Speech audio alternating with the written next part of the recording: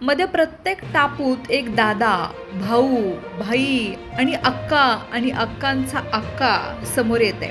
संतोष देशमुख यांची क्रूर आणि निर्दयपणे हत्या करणारे आरोपी आणि त्यांचा आका वाल्मिक कराड हा राजकीय वरदहस्तामुळे मोठा झाला. त्या पाठोपाठ आता बिळातून एक वाल्मिक बाहेर येते.